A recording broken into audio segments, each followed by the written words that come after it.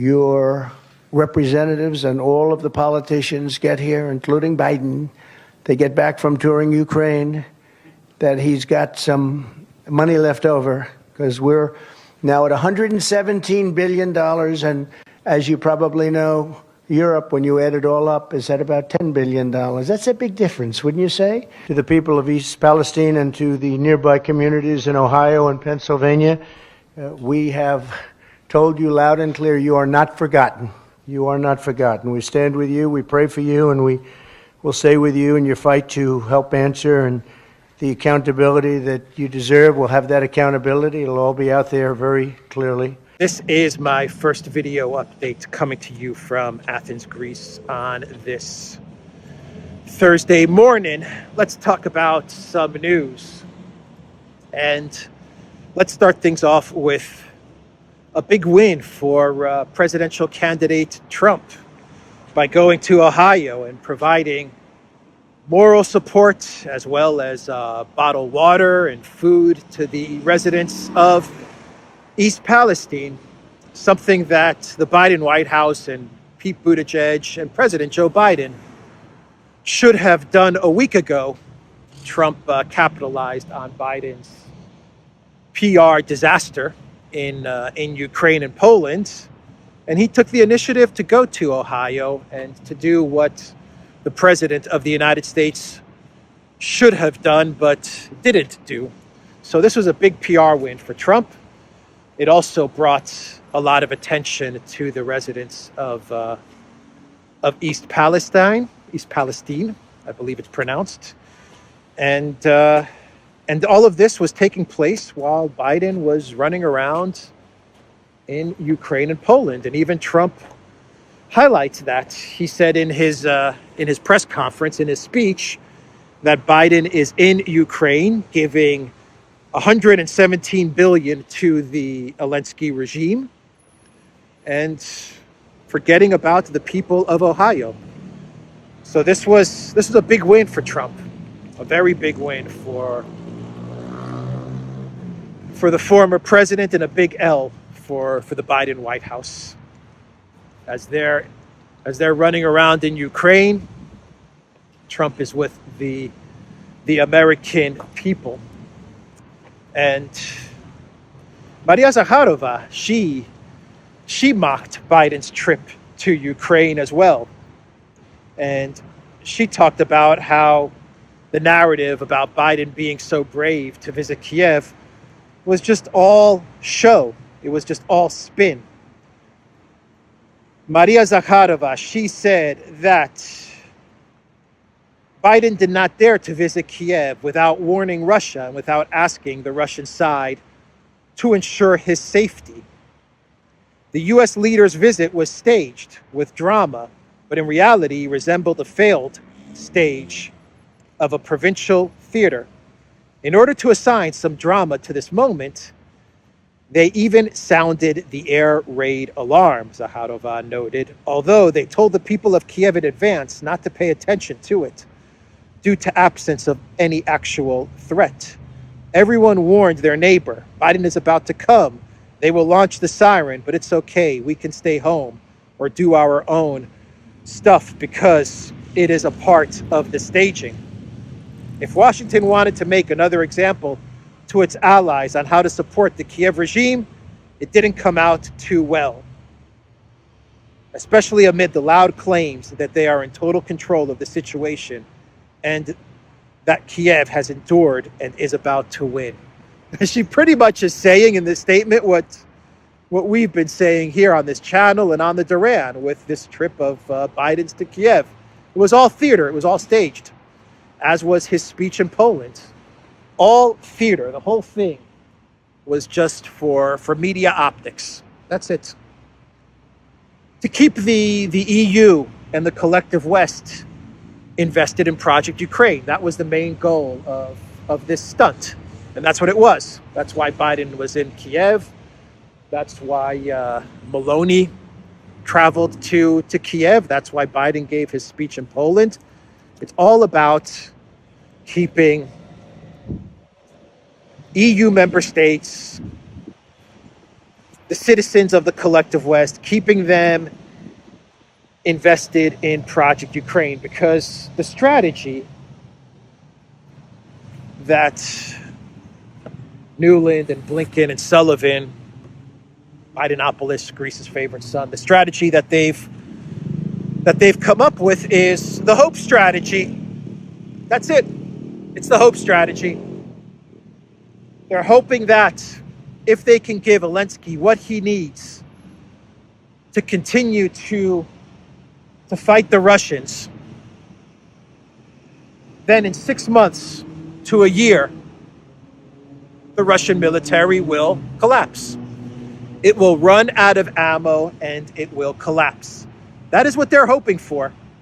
And in order to accomplish that, this hope strategy to keep everyone invested in Ukraine for another 6 months to another year, they have to make crap up, like a Ukraine spring offensive.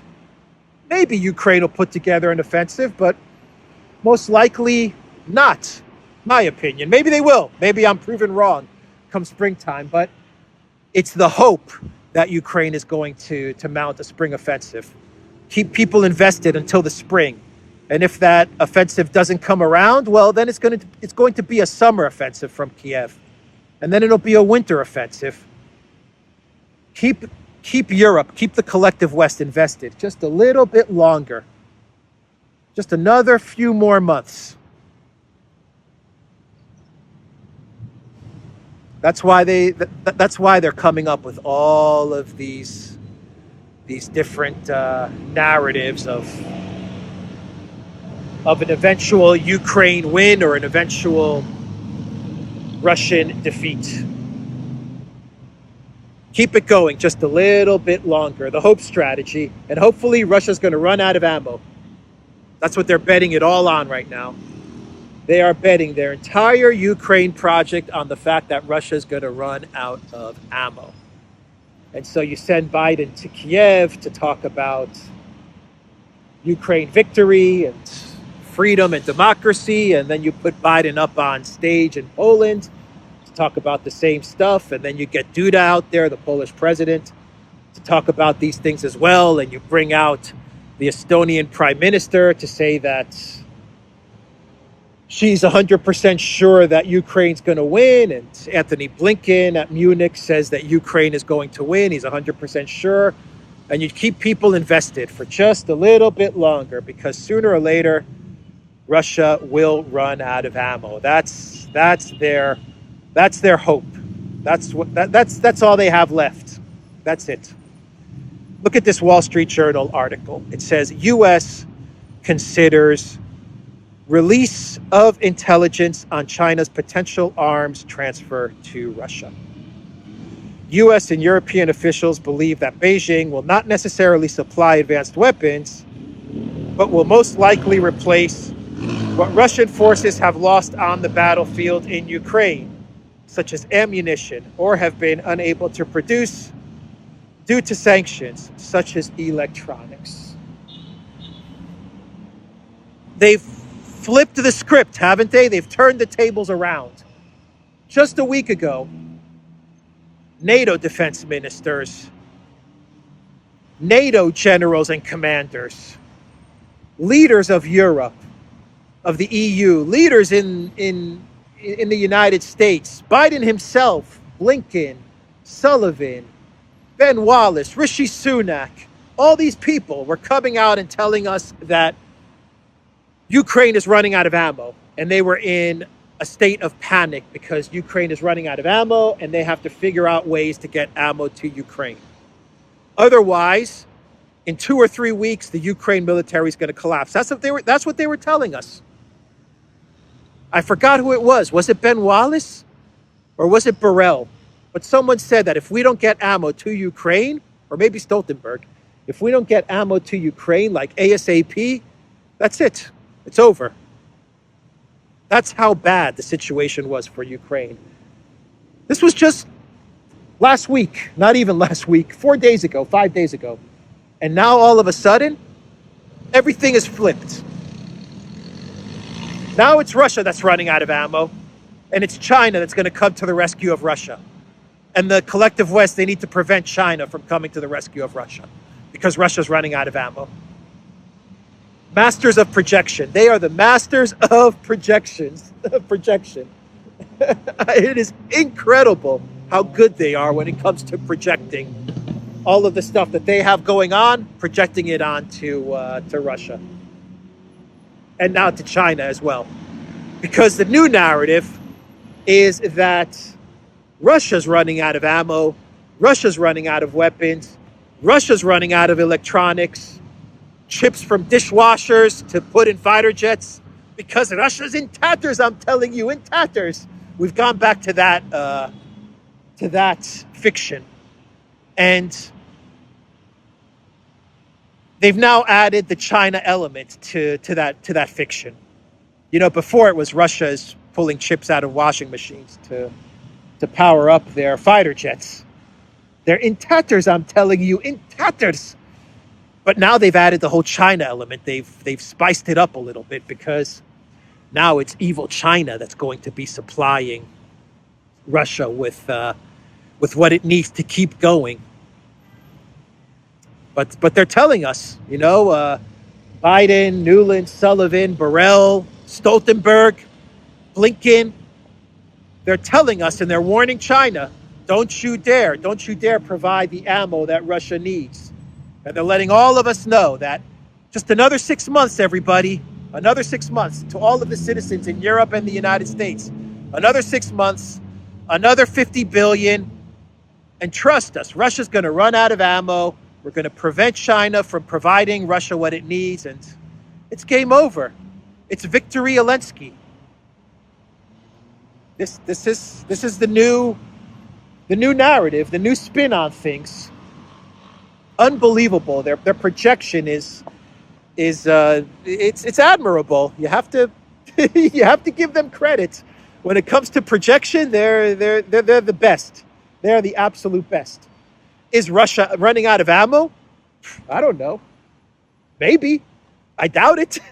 I really, really doubt it, because everything that's coming out of Russia is, we're not running out of ammo, guys. Here's Medvedev touring our factories.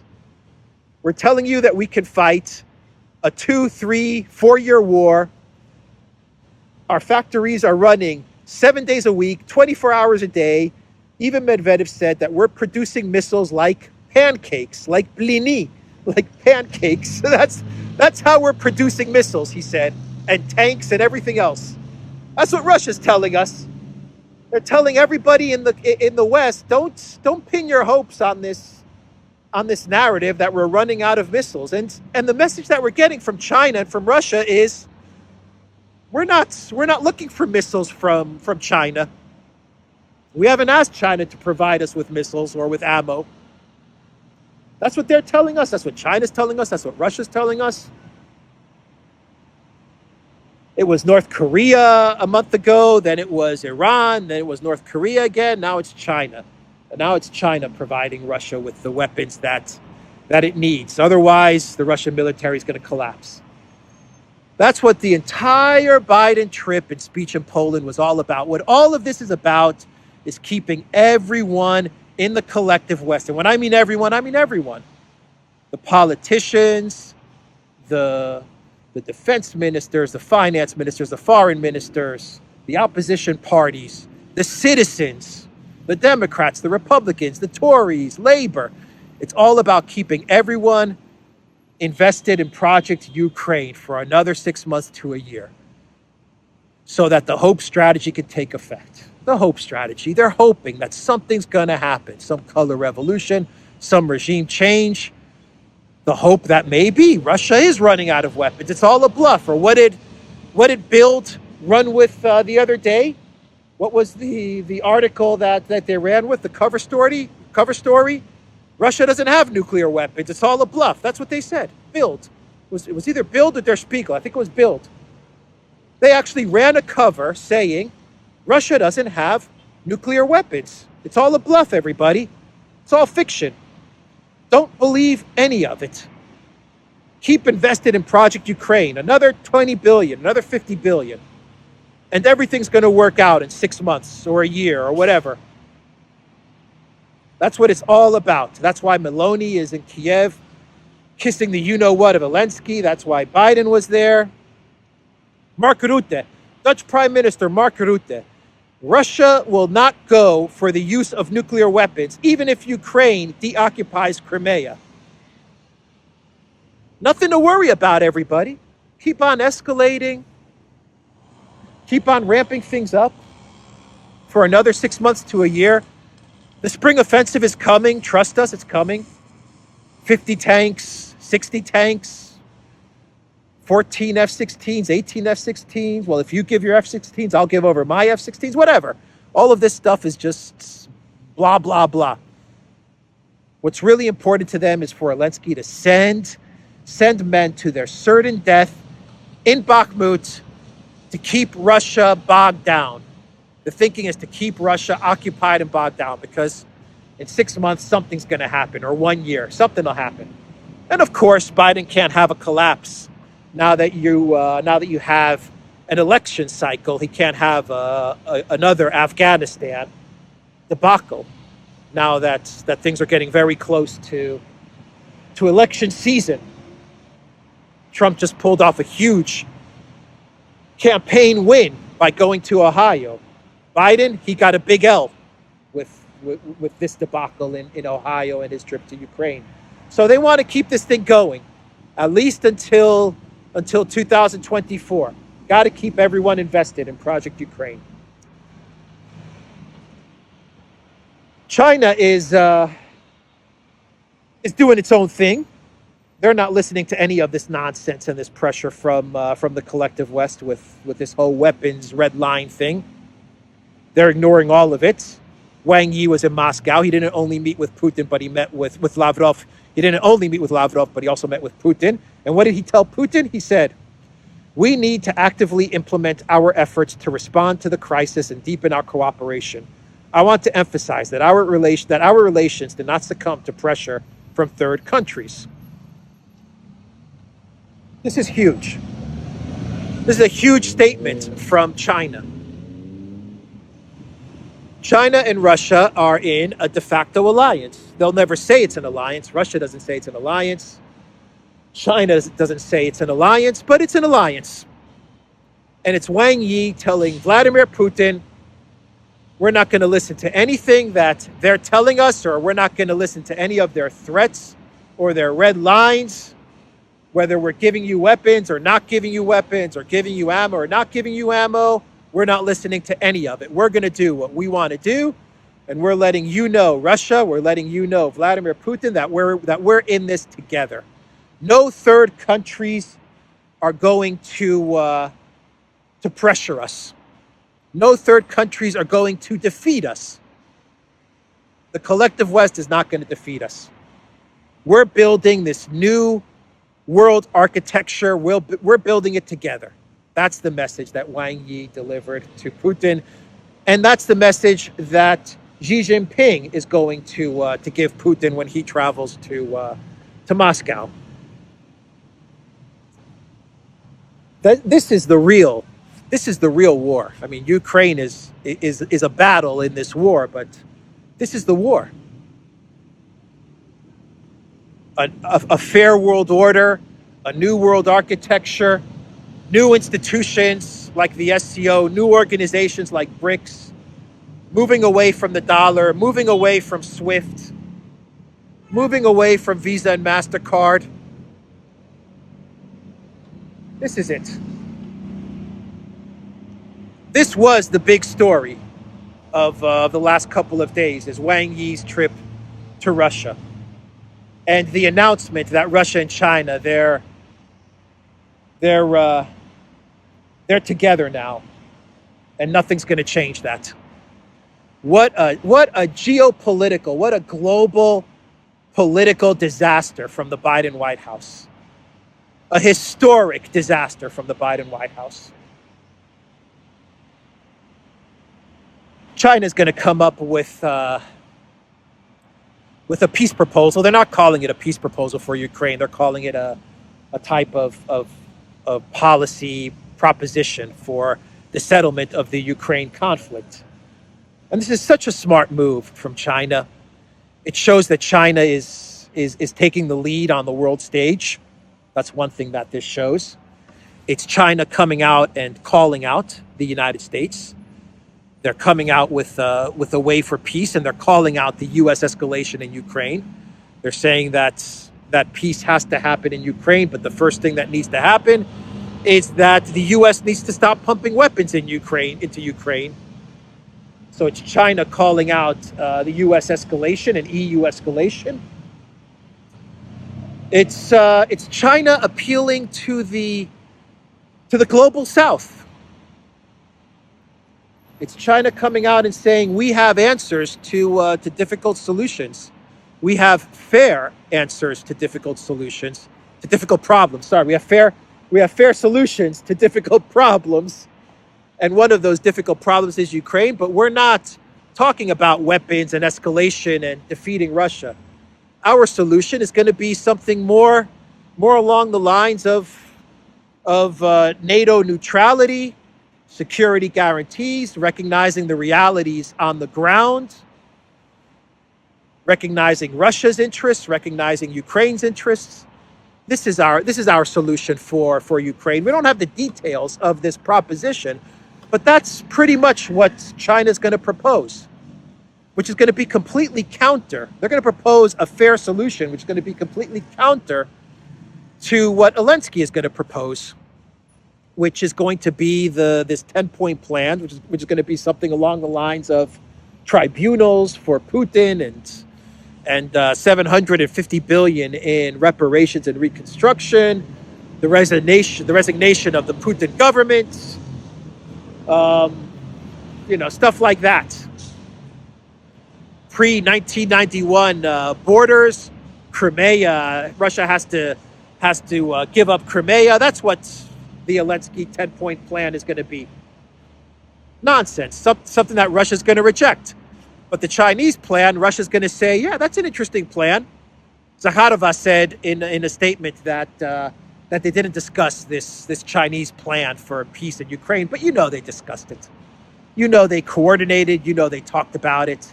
They're on the same page, because Russia's going to come out and they're going to say, this is an interesting proposal from China, from our partners in China. We're open to negotiations as long as Ukraine doesn't come in with any demands or any preconditions, any conditions on the table. We're open to negotiating. And we think that the Chinese proposal is fair and balanced, and that's what Russia's going to say. And the global South is going to look at this, and they're going to say, "You see, this is how the world should be functioning." And of course, Zelensky's going to be told by the U.S. to reject China's proposal. Ukraine's going to have to reject it, because in no way can Biden have Ukraine accepting a proposal made by China. That's political. That's a political catastrophe for the Biden White House. So Ukraine's going to reject it, and everyone's going to look on and say, you see, Ukraine doesn't want to find a way towards peace. All they want to do is escalate. And while Biden and the Biden White House and Newland, they're working on keeping the EU invested, Europe and the collective West invested in Project Ukraine, Russia and China, they're going to have the entire global South on their side. There's a catastrophe for the Biden White House, a diplomatic catastrophe for the Biden White House. They were hoping, what the Biden White House was hoping, they wanted this Zelensky peace plan to be a way for them to go to India or to go to Brazil or Argentina and South Africa and go to them and say, you see, Zelensky came up with a peace plan and Russia rejected it, and you guys need to come with us because Russia's evil. That's what they were hoping, but now they're going to get the exact opposite, because South Africa and India and Argentina and Brazil and countries in South America and Asia and Africa, they're going to say, well, China presented a peace plan and your guy rejected it. What's up with that? Why should we as Turkey change our neutral stance when China is putting together a very rational path towards peace? Why should we change our neutral stance? Why should we ditch Russia? Why should we stop trading with Russia? When all you guys are proposing is escalation, and China is proposing a more balanced way towards peace. Very smart move on China and Russia because I think Russia definitely coordinated with China to come up with this type of peace proposition. A very smart move. It completely nullifies Zelensky's 10-point peace plan. Completely nullifies it, and it keeps 80% of the world on Russia and this new fair world order. It keeps them on that side. It either keeps them neutral or it keeps them on the side of Russia and China. That is one of the big lies of this conflict over the last year, is that Russia is isolated. That is a huge lie, and that lie is crumbling, and it worries the collective West. The reality is that EU and the United States, Canada, Australia, New Zealand, that's the isolation right there. The rest of the world is moved on. They want to do business. They want to trade. They want to see a fair peace in Ukraine, a realistic peace in Ukraine. That's 80% of the planet. The other 20% has become isolated, and that's the 20% of the collective West. But the projection is that Russia's isolated. But the lie now is being exposed. And China is taking the lead in exposing that lie, because China's coming out and they're saying, we've got a plan for Ukraine. We've got a plan for the world. Here it is.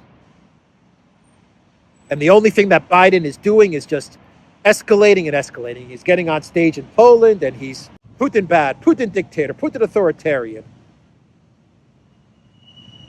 Anyway, I've rambled on about this a bit, but it kind of brings us full circle to Trump, doesn't it? Because no matter if you love Trump or hate Trump or are just neutral about Trump, you gotta give Trump credit.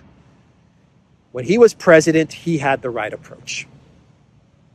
He had the right approach. Yes, he appointed idiots like Bolton, McMasters, and these warmongers. Big mistake. That was a big mistake. The people that Trump appointed was a tragic, costly mistake. But his thinking, his instincts were correct. Trump came into the White House and he said, there's no need to make an enemy of Russia.